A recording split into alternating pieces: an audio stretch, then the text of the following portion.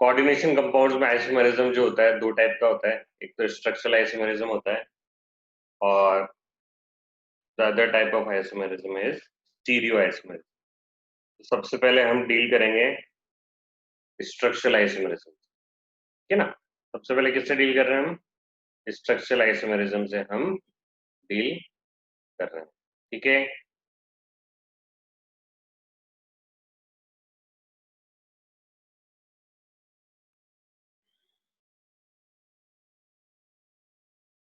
तो देखो structural isomerism में जो पहली आइसोमेरिज्म है वो है आयोनाइजेशन आइसोमेरिज्म। आयोनाइजेशन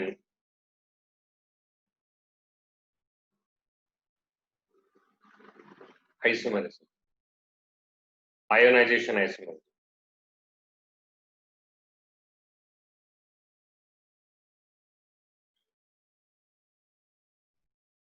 देखो जो आइसोमर्स होते हैं, आपको पता है कि आइसोमर्स के जो मॉलिक्यूलर फॉर्मूला सेम होता है, तभी तो वो आइसोमर होंगे। तो same molecular formula,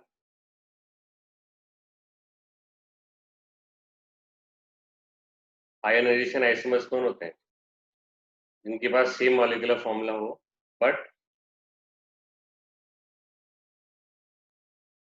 they give different but they give different ions in solution, but they give different ions in solution। Solution में क्या देंगे? ये डिफरेंट आयंस देंगे। तो इसमें हम थोड़ा एक एग्जांपल लेके देखते हैं और फिर उसके बाद जो थिंग्स जो है हमारे लिए क्लियर हो पाएगी। ये देखिए, ये आपके CO है, ये Br है, CO Br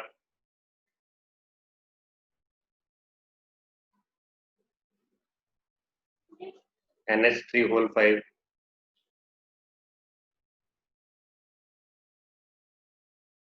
ये काउंटर आयन है आपका सल्फेट आयन।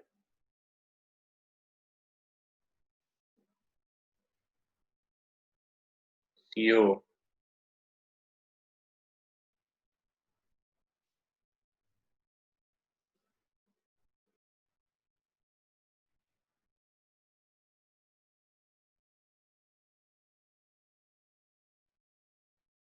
अब इन दोनों प्रॉब्लम्स में देखिए, दोनों कॉम्प्लेक्सेस में देखिए, ये जब डिसोशिएट होगा, ये वाला मॉलिक्यूल जब डिसोशिएट होगा तो आपको क्या मिलेगा? एक तो सल्फेट आयन मिलना ही है आपको, ठीक है ना। एक तो सल्फेट आयन मिलना है आपको और जो दूसरा आयन मिलेगा आपको वो मिलेगा CO Br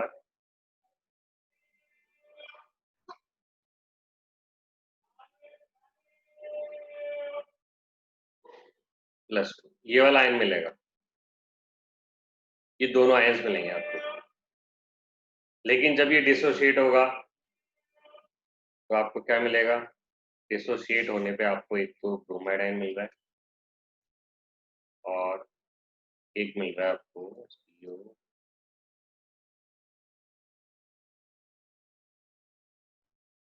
ये वाला आयन मिल रहा है।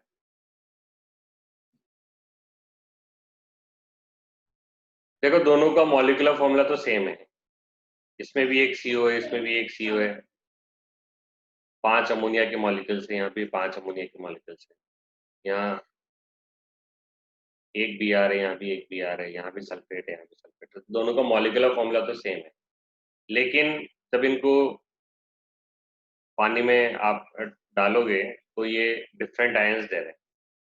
तो सल्फेट आयन दे रहा है और ये वाला कॉम्प्लेक्स आयन दे रहा है, ये ब्रोमाइड आयन दे रहा है और ये वाला आपके कॉम्प्लेक्स आयन दे रहा है। तो यहाँ क्या हुआ है, यहाँ जो आपके ब्रोमाइड आयन है, देख लो ये वाला जो है, ये यहाँ लीगेंड है, देखो लीगेंड है, नहीं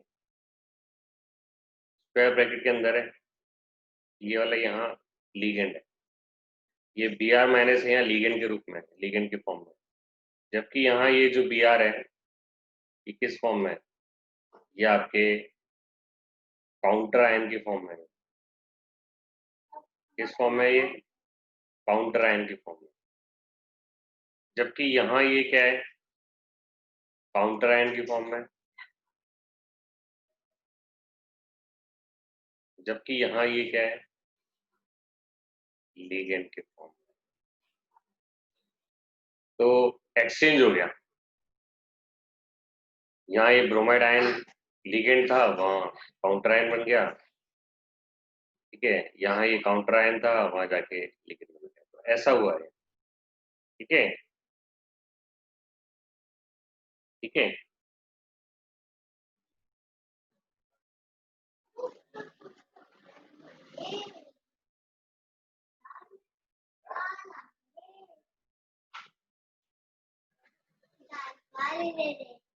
तो यहाँ एक्चुअली जो हुआ है वो इंटरचेंज ऑफ लिगेंड्स हुआ है, इसके बीच कोऑर्डिनेशन स्फीयर और जो आयन आउटसाइड है उसके बीच, ठीक है। और एग्जांपल अपन ले लेते हैं, और एग्जांपल ले लेते हैं, ये देखिए,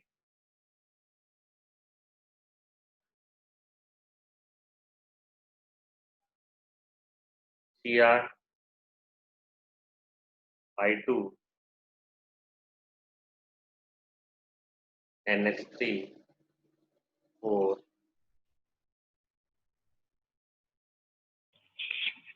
Br,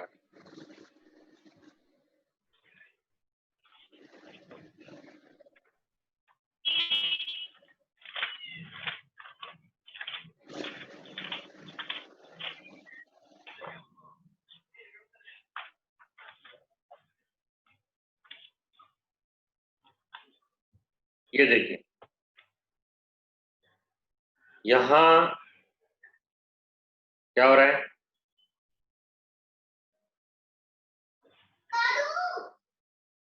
यहाँ क्या हो रहा है, ये जो आपका ब्रोमाइड आयन है ये काउंटर आयन के फॉर्म में है, यहाँ ये लीगेंड के फॉर्म में चला गया, यहाँ दोनों आयोडाइड जो है वो लीगेंड की फॉर्म में है, यहाँ क्या हो गया, एक काउंटर आयन के फॉर्म में हो गया।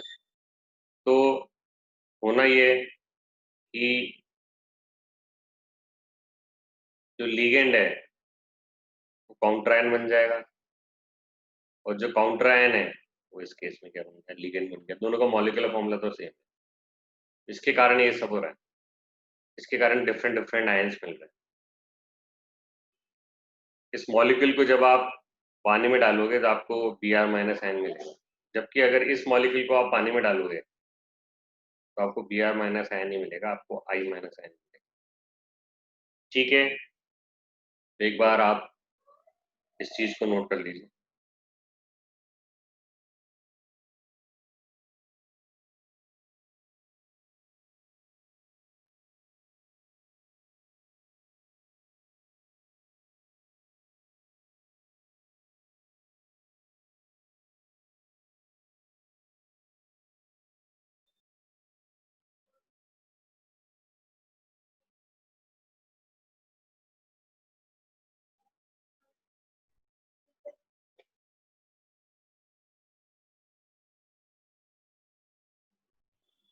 पापा एक बात तो बता दो।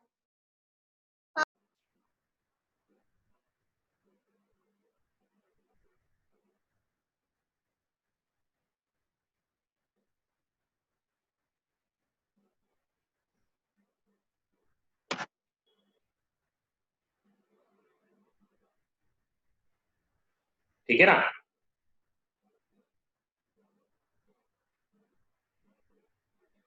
अभी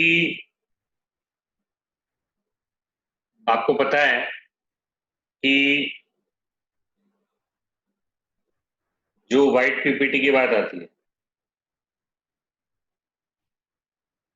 जैसे एजीसीएल है, तो आपको पता है व्हाइट पीपीटी होता है।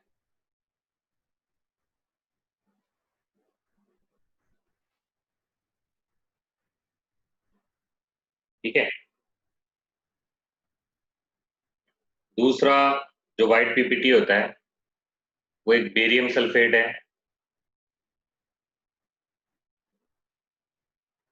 उसका भी आपको पता है व्हाइट पीपीटी होता है।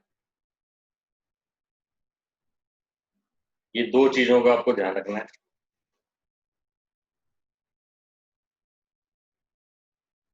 और एजीबीआर है, उसका येलो पीपीटी होता है।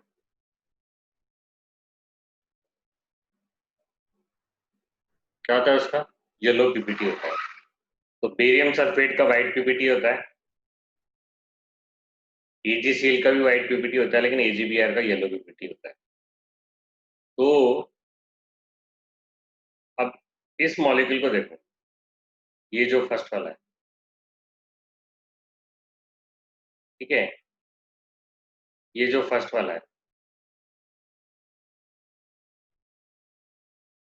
तो अगर इसमें आप क्या डाल दोगे, बेरियम क्लोराइड डाल देते हो, तो बेरियम क्लोराइड डाल देते हो तो बेरियम क्लोराइड क्या देगा, Ba+ तो देगा ही। और ये सल्फेट आयन कहाँ से आ जाएगा, यहाँ से आ जाएगा, तो आपके क्या बन जाएगा, बेरियम सल्फेट देगा, बेरियम सल्फेट बन जाएगा। और बेरियम सल्फेट बन जाएगा, जैसे मैं इसको नाम दे देता हूँ फर्स्ट, ये सेकंड, है ना।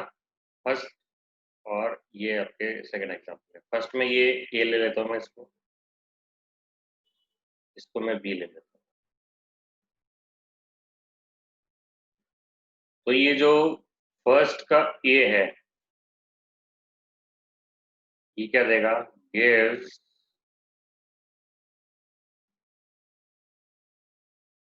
White PPT with BaCl। BaCl2 अगर इसके सॉल्यूशन में आप डाल दोगे तो व्हाइट पीपीटी मिलेगा, क्योंकि ये Ba+2 तो ये दे ही देगा, और सल्फेट आयन आपके यहाँ से आ जाएगा, तो बेरियम सल्फेट का आपको व्हाइट पीपीटी मिल जाएगा। ठीक है। लेकिन ये फर्स्ट का बी, ये क्या व्हाइट पीपीटी देगा बेरियम सल्फेट का, फर्स्ट का बी नहीं देगा, क्योंकि अगर आप इसमें बेरियम क्लोराइड डालोगे तो Ba+2 तो आपको मिल ही जाएगा, लेकिन सल्फेट आयन नहीं मिलेगा इसमें, क्योंकि सल्फेट आयन तो क्या है, इस बड़े ब्रैकेट के अंदर है और ये डिसोसिएट नहीं होगा। तो ये फर्स्ट का बी है, फर्स्ट का ये gives white PPT with barium chloride, but first का बी डजंट गिव। ठीक है। ठीक है। लेकिन फर्स्ट के बी में, ये जो फर्स्ट का बी है, इसके इसमें अगर आप AgNO3 डालते हो, AgNO3 डालते हो इसके अंदर के सॉल्यूशन में, अगर आप AgNO3 डालते हो तो AgNO3 क्या देगा, Ag+ तो देगा ही देगा, और Br यहाँ से आ जाएगा। तो मतलब आपको AgNO3 डालने पे फर्स्ट का बी फर्स्ट का B gives yellow PPT, yellow PPT. AgBr का क्या होता है, yellow PPT, gives yellow PPT on addition of AgNO, excess में लेना है AgNO। बट 1 का जो है वो ये वाली चीज नहीं देगा, मतलब येलो पीपीटी नहीं देगा, डजंट गिव। ठीक है, इस तरीके से आप क्वेश्चंस पूछेगा तो इस तरीके से आप बता देना कि कौन सा येलो पीपीटी दे रहा है, कौन सा राइट पीपीटी दे रहा है। ठीक है ना। अभी ये वाला भी अगर आप एक्सेस AgNO3 डालोगे, एक्सेस AgNO3 डालोगे तो ये वाला भी आपको क्या दे देगा, क्या दे देगा, येलो पीपीटी आपके दे देगा, क्योंकि Br बाहर है और AgNO3 क्या देता है, AgNO3 क्या देता है आपको, Ag प्लस देगा और ये Br माइनस है, तो AgBr का येलो पीपीटी इसमें भी आपको मिल जाएगा। ठीक है, तो इस तरीके से आप क्वेश्चंस करो। ठीक है, तो किसी को अगर नोट करना है तो नोट कर लीजिए।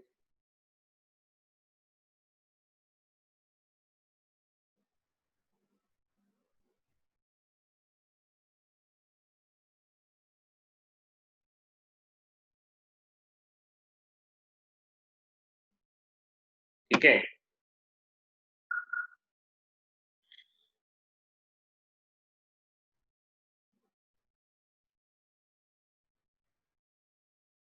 अगला जो नेक्स्ट जो आपका आइसोमेरिज्म है, स्ट्रक्चरल की पार्ट है, वो है सॉल्वेंट और हाइड्रेट आइसोमेरिज्म, सॉल्वेंट और हाइड्रेट आइसोमेरिज्म,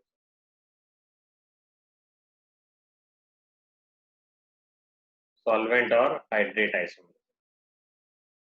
इसमें क्या होता है कि जैसे नाम खुद बता रहा है कि सॉल्वेंट या हाइड्रेट। सॉल्वेंट यूजुअली क्या होता है, वाटर होता है, और भी हो सकते हैं लेकिन यूजुअली तो वाटर ही होता है। तो सॉल्वेंट से रिलेटेड आइसोमेरिज्म, इसमें क्या होता है कि वाटर मॉलिक्यूल्स की पोजीशन में डिफरेंस होता है अंदर और बाहर। अगर अंदर होगा तो लिगेंड के फॉर्म में होगा और बाहर होगा तो वाटर ऑफ क्रिस्टलाइजेशन होगा। वाटर ऑफ क्रिस्टलाइजेशन का मतलब वो आपके निकल के जा सकता है। ठीक है ना। जैसे मैं पहले एग्जांपल लिखाता हूँ, फिर मैं आपको प्रिंट कर दूंगा। ठीक है ना, एग्जांपल से ज़्यादा क्लियर होगा। जैसे ये देखिए आप, CrCl2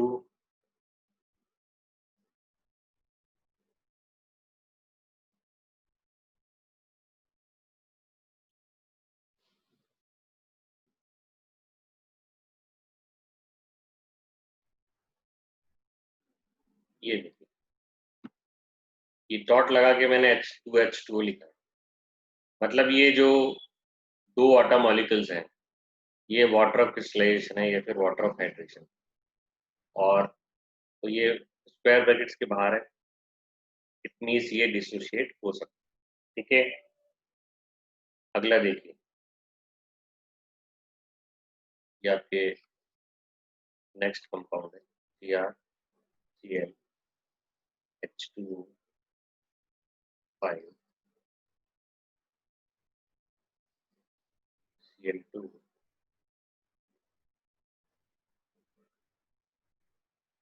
यहाँ 4 वाटर मॉलिक्यूल्स लिगेंड के फॉर्म में थे और 2 water molecules water of crystallisation के फॉर्म में। यहाँ क्या हो रहा है, 5 वाटर मॉलिक्यूल्स लिगेंड्स के फॉर्म में है और केवल एक water molecule water of crystallisation के फॉर्म में। ठीक है, मॉलिक्यूलर फॉर्मूला तो दोनों का सेम है ही। यहाँ जितने क्रोमियम है वहाँ इतने ही क्रोमियम है, यहाँ जितने क्लोरीन है 2 क्लोरीन है, यहाँ भी 2 क्लोरीन है। ठीक है ना। तो पहली चीज तो ये देखना है कि मॉलिक्यूलर फॉर्मूला तो सेम होना ही चाहिए, तभी तो आइसोमेरिज्म होगी।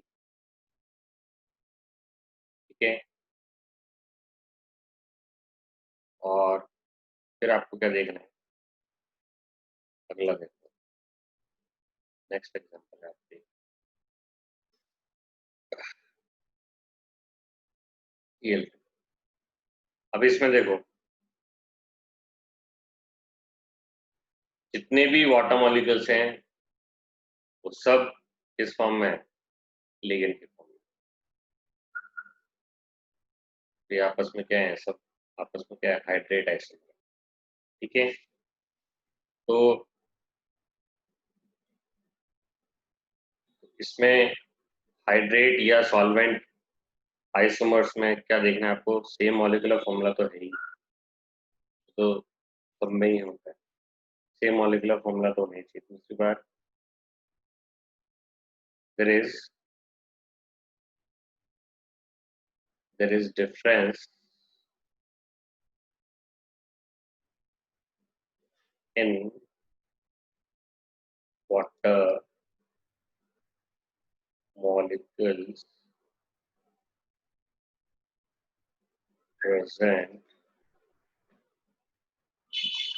is difference in water molecules present inside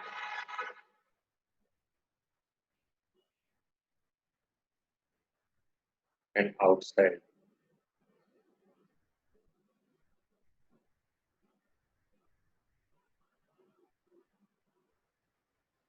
coordination is। ये स्क्वायर ब्रैकेट्स हैं, ये कहलाते हैं कोऑर्डिनेशन। ठीक है, यहाँ दो water molecule water of hydration है, केवल एक water molecule water of hydration है, या एक भी water molecule water of crystallisation या वाटर ऑफ हाइड्रेशन नहीं है। ठीक है, और इसके कारण है ना, इनमें कलर में भी डिफरेंस आ जाता है। ये आपके कंपाउंड है वो ग्रीन कलर का है, ठीक है, ये आपके थोड़ा ब्लूइश ग्रीन है,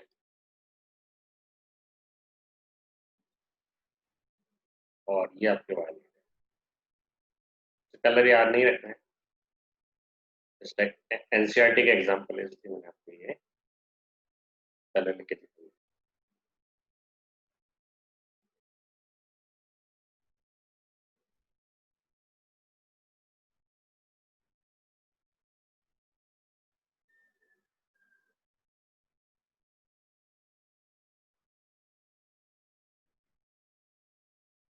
अभी अगर मैं आपसे ये क्वेश्चन पूछूं कि एक्सेस AgNO3 के साथ ये वाला जो कंपाउंड है कितने मोल AgCl देगा? एक्सेस AgNO3 के साथ ये वाला कंपाउंड कितने मोल AgCl देगा? कौन बताएगा? मेहुल बता सकते हो?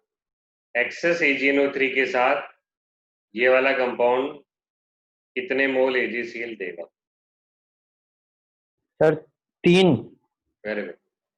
This compound will give 3 moles of AgCl with excess AgNO3, क्योंकि ये काउंटर आयन की फॉर्म में डिसोशिएट हो सकता है, जबकि ये 2 मोल AgCl देगा, ये केवल आपके 1 मोल AgCl देगा।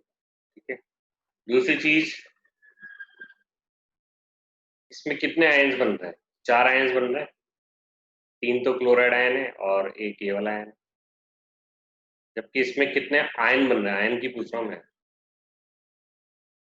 2 तो ये रहे और 1 ये वाला बनेगा कॉम्प्लेक्स आयन। तो इसमें आपको 3 आयन मिल रहे हैं इस केस में, इसमें आपको 4 आयन्स मिल रहे हैं। इसकी मोलर कंडक्टिविटी हायर होगी, ज्यादा चार्ज को कंडक्ट कर सकता है ये वाला कंपाउंड, ठीक है ना। इसकी मोलर कंडक्टिविटी और कम होगी, केवल 2 आयन मिल रहे हैं, एक तो Cl- और एक ये बिगर आयन। ठीक है, तो मोलर कंडक्टिविटी में भी डिफरेंस आ जाएगा। इसकी मोलर कंडक्टिविटी हाईएस्ट होगी, इसकी थोड़ी बीच की होगी, और इसकी इतने से कम होगी। ठीक है ना, तो जो सॉल्वेंट और हाइड्रेट आइसोमर्स को आप मोलर कंडक्टिविटी से भी डिफ्रेंशिएट कर सकते हो। ठीक है ना, तो ये आप एक बार नोट कर लिया नोट।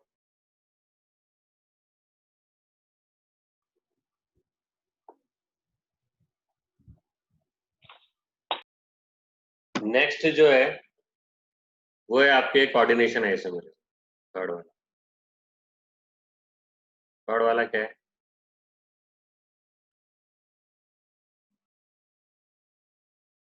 Coordination isomerism.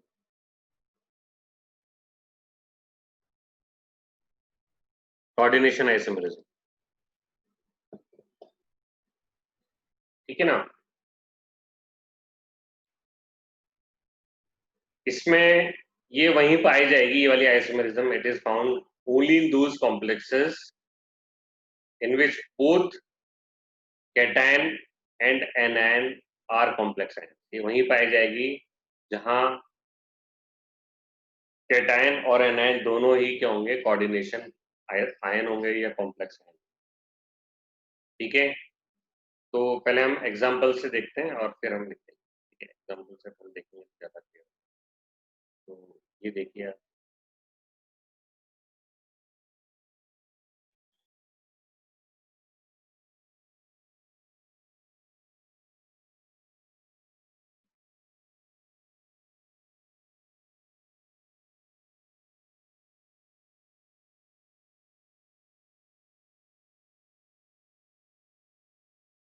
ठीक है ना।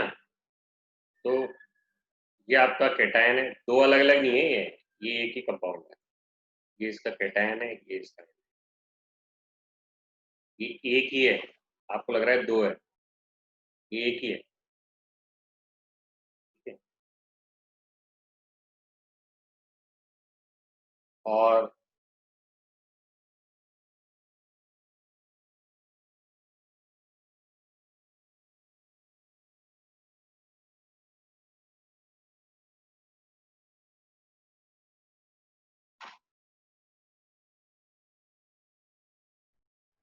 ये देखिए, ये इसका कैटायन है, ये इसका। कितना टाइम बचा है?